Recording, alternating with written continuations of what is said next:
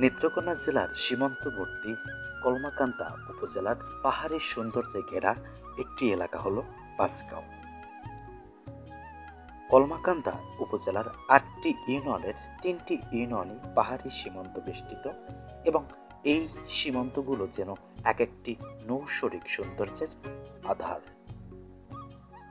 তেমনি একটি সীমান্ত সংলগ্ন এলাকার নাম পাঁচগাঁও, যা রংছাতি ইউনিয়নে অবস্থিত।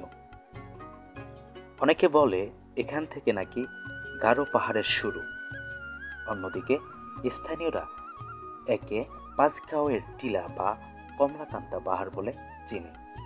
যদিও টিলা এলাকায় আসল নাম কথিত চাঁদ সওদাগরের ডুবে যাওয়া নৌকার নাম ধরে চন্দ্রাডিঙ্গা পাহাড় স্থানীয়দের মতে শত শত বছর পূর্বে চাঁদ সওদাগর নৌকা ডুবেছিল এখানে।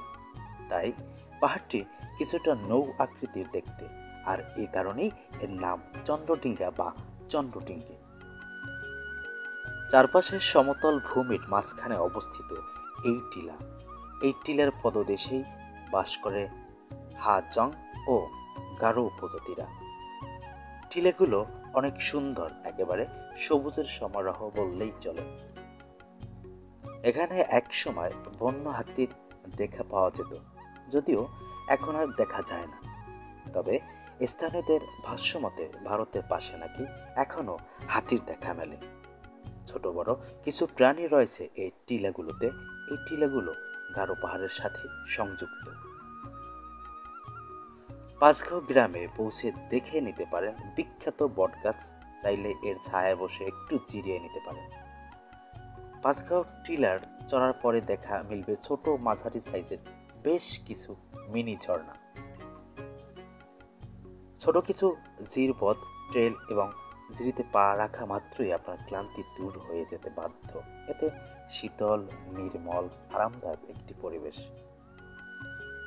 একদিনের ট্যুরে গেলে পাহাড় আর সবুজ সমতলের এই ছোট্ট সুন্দর গ্রামটি আপনাকে নিরাশ করবে না। এর কাছেই আছে বিরিশিরি। আপনি চাইলে দুটো জায়গা আপনি খুব সহজেই একদিনে ভ্রমণ করতে পারেন। পাঁচগাঁও যাওয়ার উপায়: ঢাকার মহাখালী থেকে প্রতি রাতে নেত্রকোনা কমলাকান্দার উদ্দেশ্যে বাস ছেড়ে যায়। সেগুলো খুব দ্রুত আপনাকে কমলাকান্দা বাজারে নামিয়ে দেবে। সেখান থেকে পাঁচগাঁও যাওয়ার জন্য বাইক কিংবা সিএনজি পাবেন। পাঁচগাঁও নেমে অটোরিকশাকে জিজ্ঞাসা করলেই পাহাড়ের পদদেশে নামিয়ে দেবে।